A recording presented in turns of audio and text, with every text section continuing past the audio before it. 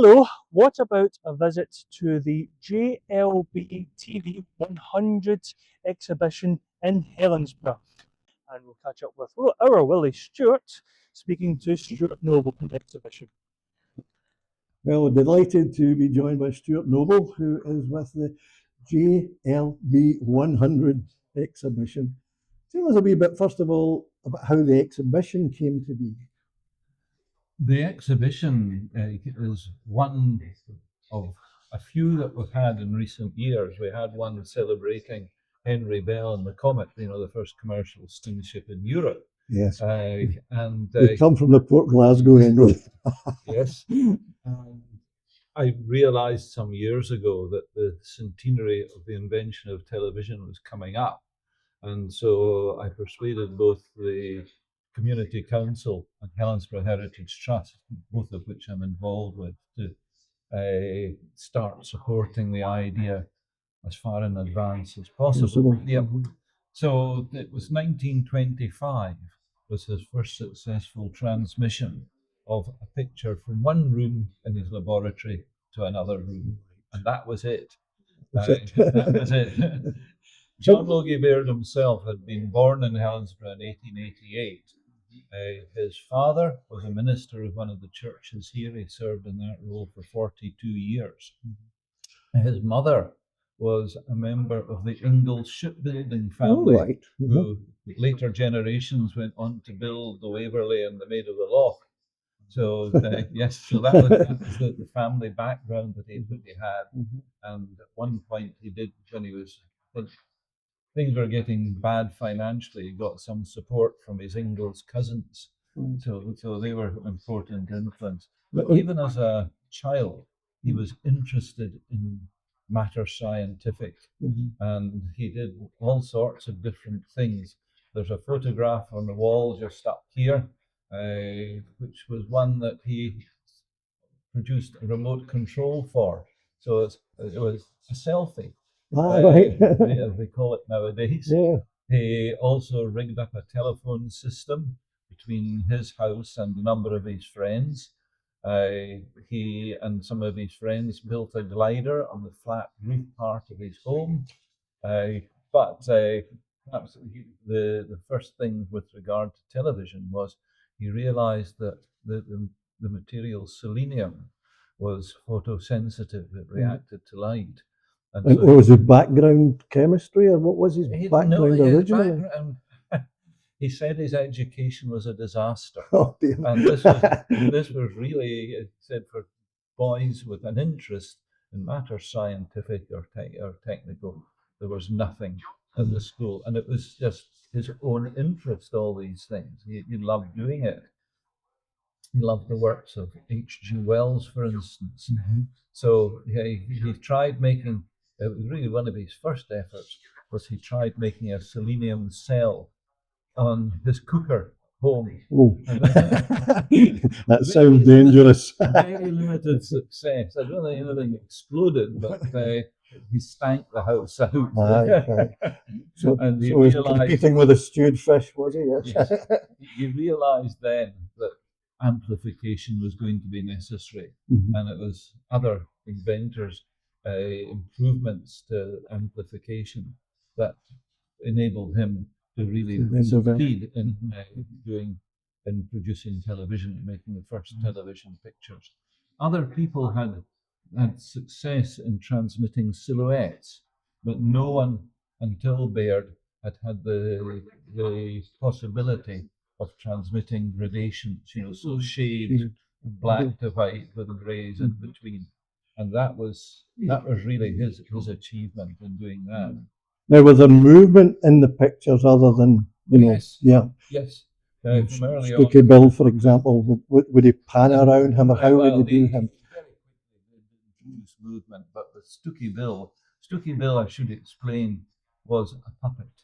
And the reason why he used a puppet was that a big problem he had was always getting enough light.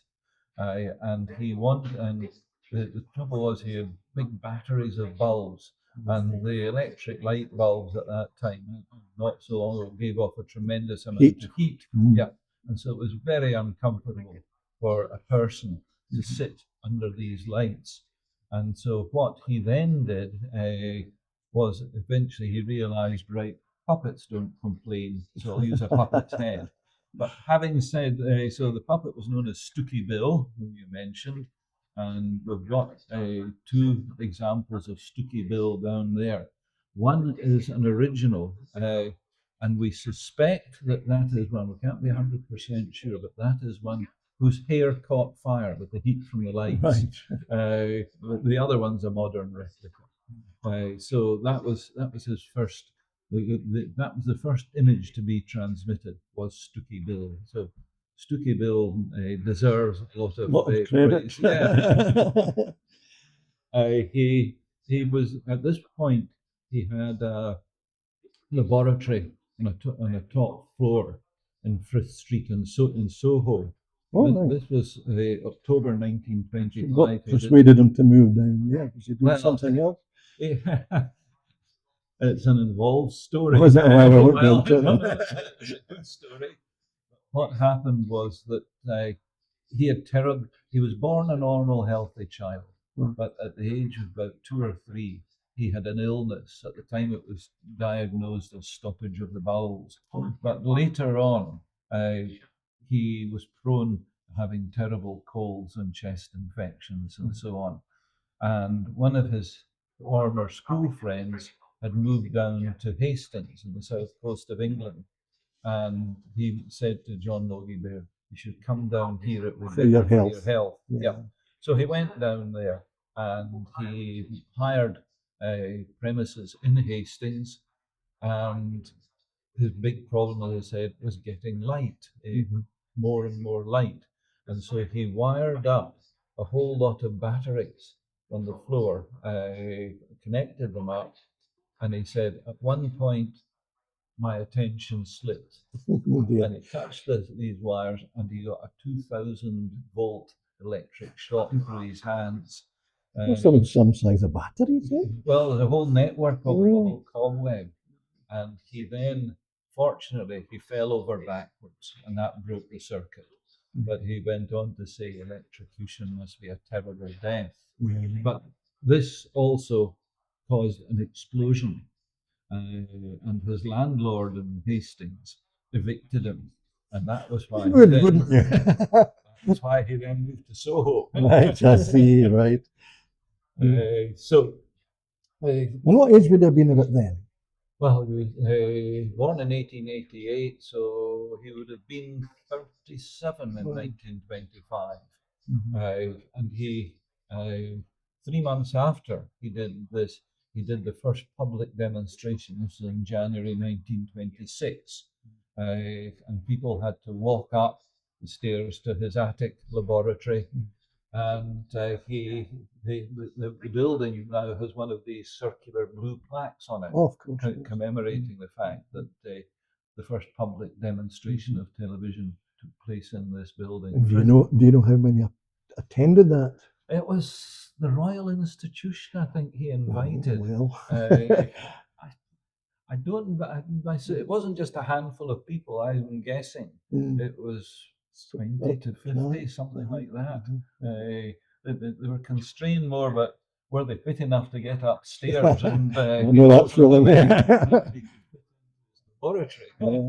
So that was it. And did you have a sponsor at that time? Was there anyone who sponsored? No, really, he tried getting some publicity through the Daily Express, and he went along and got an interview with a member of staff to say he had this idea of seeing pictures by wireless, and what happened then was that the man who had interviewed him went to one of his colleagues saying, "I think we've got a dangerous lunatic in the office. Watch out, he might have a knife on him." So he was regarded badly that way. He did do other things that raised money. What, like the socks, you mean? Well, this is was that his, or was it just a family thing? That was under socks. That was him. Because of his ill health, he suffered a lot from cold feet, and he saw the appalling conditions in the trenches in the First World War, all the water and mud and so on. And people the soldiers frequently had foot problems, in the worst could lead to amputation, gangrene, and perhaps even death. Yeah. So he produced the Baird undersock, and this was an ordinary sock dipped in borax, which was meant to help keep infections at bay. So he had various methods for trying to sell this. One was that he employed sandwich board women. I remember sandwich board men in Glasgow who were walking around with then there's not. But he was the first to use women to do anything like that. Then he also got a mock-up made of a First World War tank, made it out of wood, and it was trundled around the streets of Glasgow with a couple of men inside it, again on the side advertising the Baird undersock. He did very well out of all this. His official job at that time was he was working for an electricity company, and he was beginning. He had an unfortunate experience. He thought he knew how to make artificial diamonds, and so he was an alchemist. Part of it was you had to embed a carbon rod in concrete and then pass a large electric current through it. And so one quiet night he did that, and I think blacked out a large proportion of Glasgow. So he was regarded as being somewhat dangerous, and also his eccentric. His socks it was regarded as moonlighting. So I think he jumped from the electricity company before he was pushed. But with the money he had accumulated at that age, he then went off to Trinidad. Again, a school friend was out there and said, the climate out here will help your health.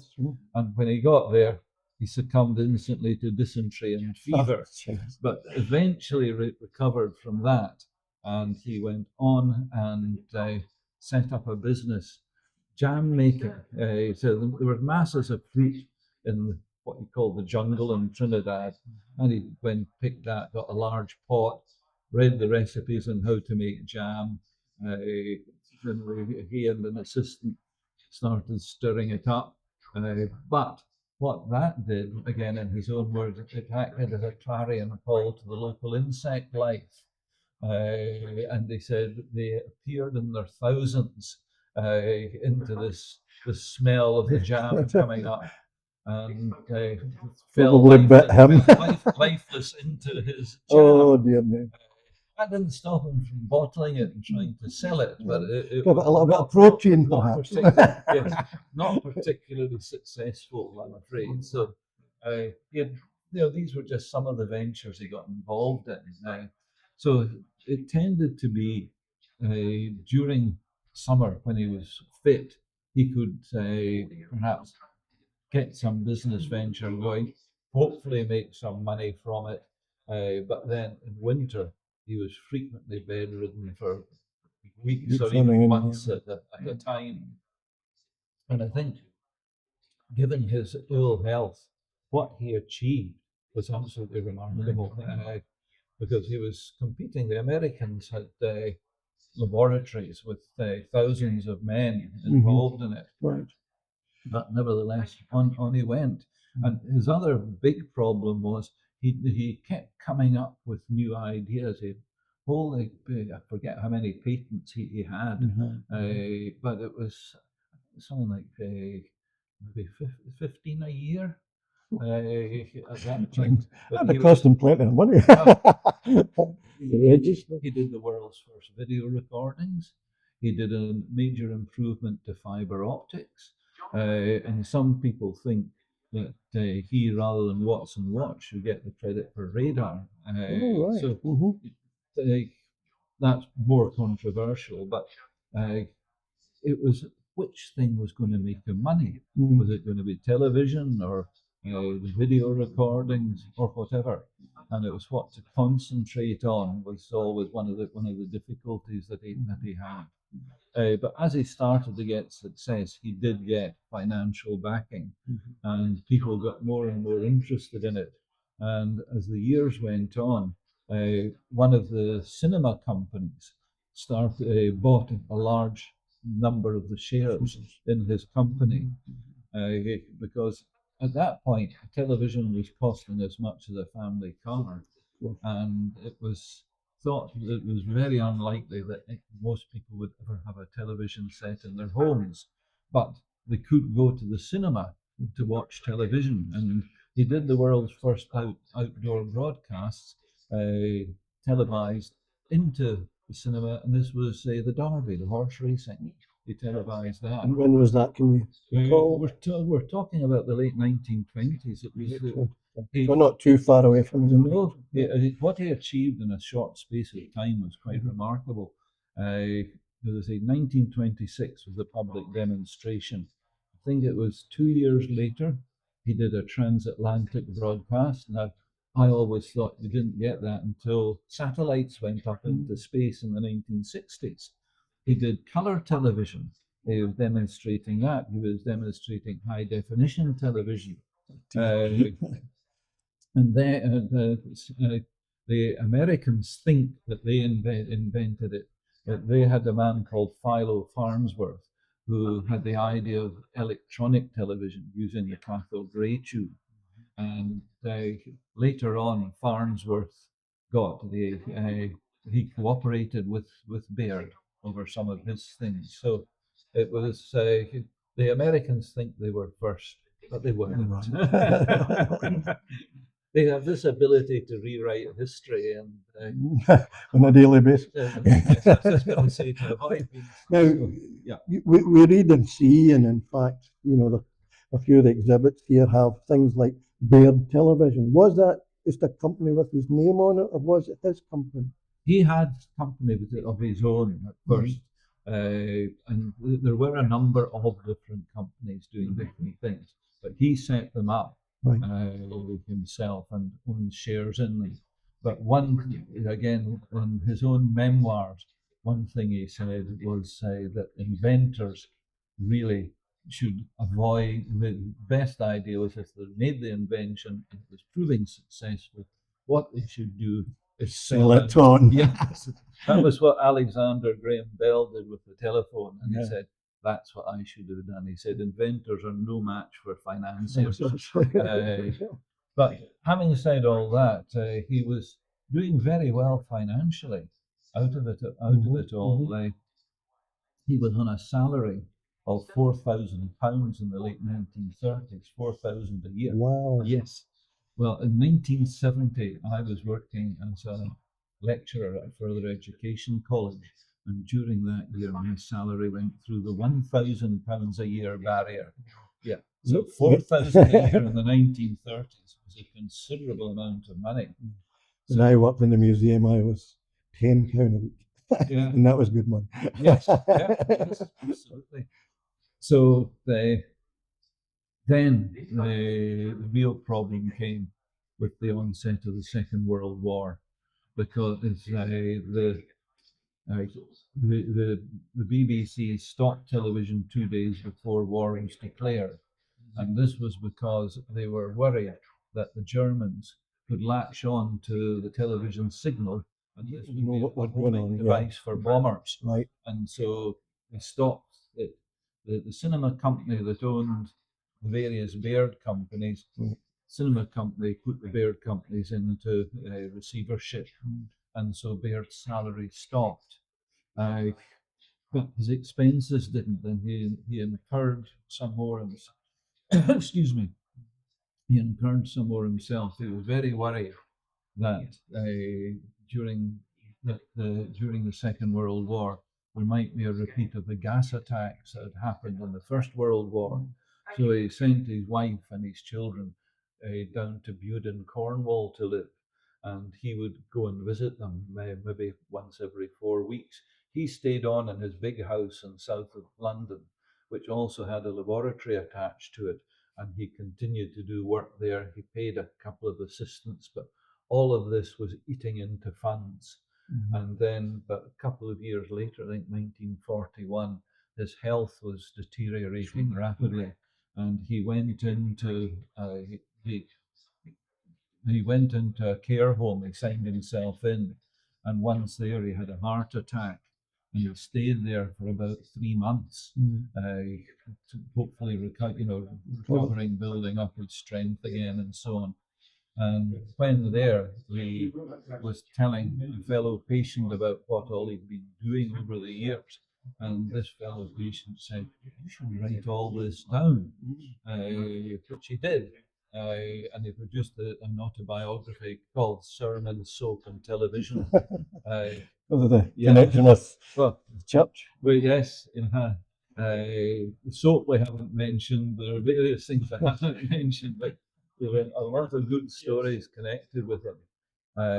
But he then went off. He eventually recovered of the nursing home, but his and then a company started to employ him as a consultant on a salary of £1,000 a year. So he was still eating into savings, but not as badly because of that. And then, as the war was progressing, he realised it was safe to bring his wife and children back to live with him. So that extra expense disappeared. So they came, but then towards the end of the war, the government decided to have a committee of inquiry into the future of television after the war. And he gave... Bad mistake by the sound of it. Well, he gave a lot of evidence to it, and a lot of it, with his advice and evidence, was followed. And then television resumed in 1946, and 1 week later he died, just age 57. And after that, the family fortunes went into a bit of a decline, because his wife had very bad postnatal depression after the birth of her son, Malcolm. And because of the financial difficulties, she was an executor in his estate, but the other executor really mucked her about, I think is the best way to describe it. And she ended up going down to, she spent several years in the Crichton Royal Infirmary down in Dumfries, which was a place that was to help with mental health. And the fortunes of the children were saved by two people. One was Jack Buchanan, who was an entertainer. Yeah, he was he'd been a school friend and a very close neighbour. Someone basically once said to me that Fred Astaire was America's answer to Jack Buchanan, rather than the other way around. Yes, you could be right at that, yes. So he was one of the highest paid artists in the world at the time, but they remained lifelong friends. And Jack Buchanan persuaded a television company to pay a pension to Baird's widow. Yeah, and the other person who rescued the situation was his sister Annie, who was still living in the house where he was born. She was unmarried, and she took the children, and they went to school in Helensburgh. Sure. So it was a remarkable story he had, but I think personally what all he managed to achieve, given his ill health, and that for a long time he was so low on funds, it was quite remarkable what all he managed to do. And I think if he'd lived longer after the reintroduction of television and lived to be older, people would know a lot more about him today than they do. Do you think we'd all have holograms if he was still around? He was trying that. Yeah. He was 3D television again, yes, without the need for special glasses. So he was always full of ideas, but it was which to follow up, which to put the money towards. And he loved working away in his laboratory, so he enjoyed that. I'm going to put you on the spot. Yeah. What was your first television, or your family's first television? I remember it well. After King George VI died, 1952, my father got a television set because he knew it would be worth watching the coronation on television. but whether or not he bought it, in those days, I think hire television them. tended to be rented Yeah. rather than bought. Radio rentals. Yes, of yeah. course. So he got a television, and we were told by the supplier shop here in Helensburgh that we were one of the first 10 households in Helensburgh to have a television. And after school, all my school friends would come round, would watch the westerns, and be sitting on the floor, and the feet would be going with excitement at the westerns. And my mother said it wore a hole in the carpet. Do you remember the make? No, I'm sorry. I remember the make of ours. It was a Sobel. Right. And again, they do feature in the Right. make the purchase last time I was here. Good, excellent. Well, thank you very much for your time. It's been great that you came in, especially to speak to us.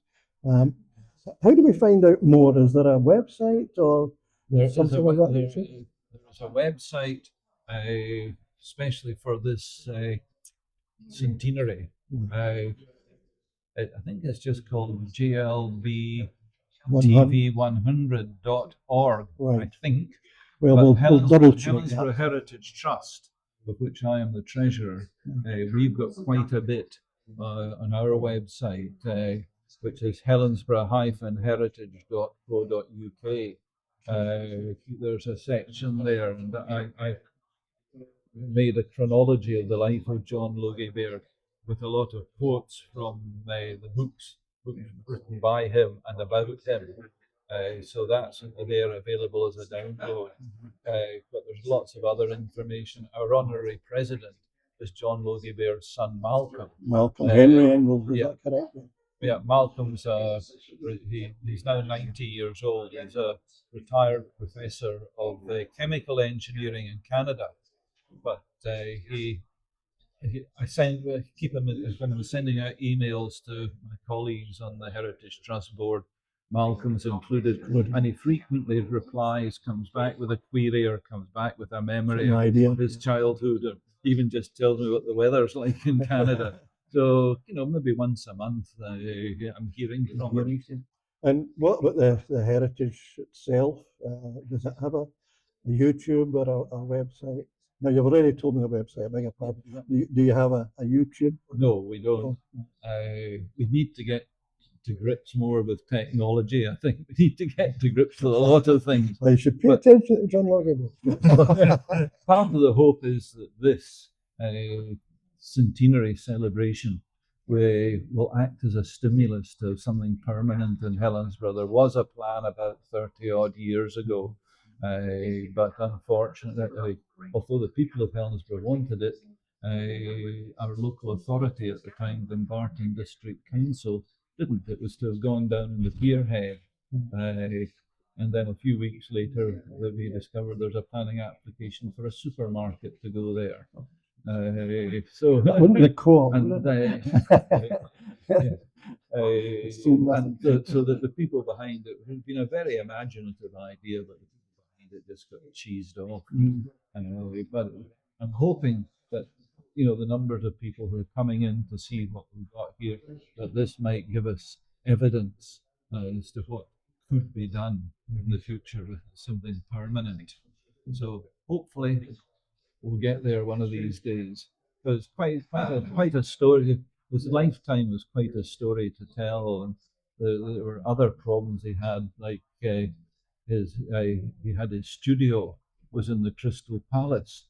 And the government decided there were the two systems, the Baird system and the Marconi EMI system, which is based on what the Americans did.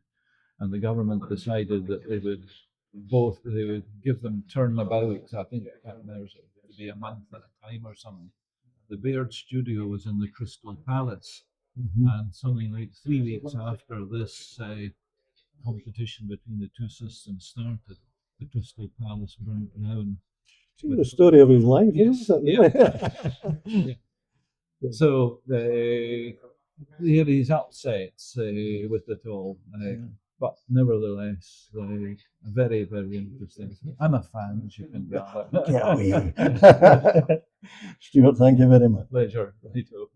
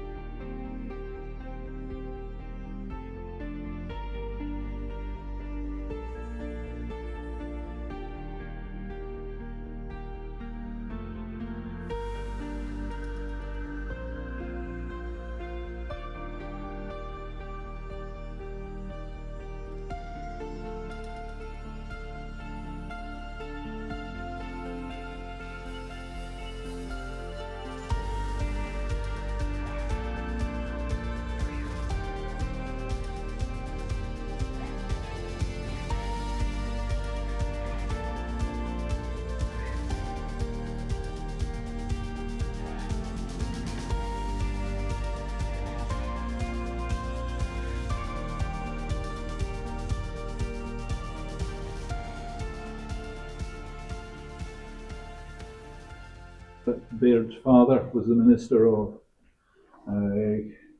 It was demolished, and the library, Helensburgh Library, now stands on part of the site. And then you've got Baird himself, and you can see the Nipkoff disc, with the spiral of lenses in it. And then you've got Stookie Bill up in the top right corner. And then the last window, it's all the things you can see, thanks to television nowadays. With the horse racing.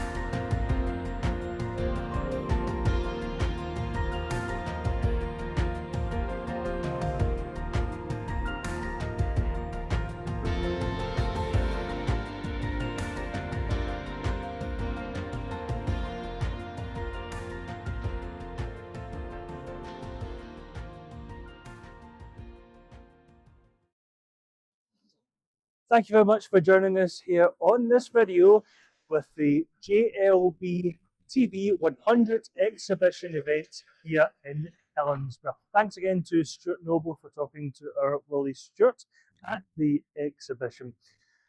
So we'll leave you with the pictures looking over there to Roseneath across the River Clyde. I'll tell you why I'm going to leave you in the pictures of Roseneath, because that's where our television signals come from. If you watch television via the traditional way via Freeview, so that's where our television signals come from, the Roseneath mast over there.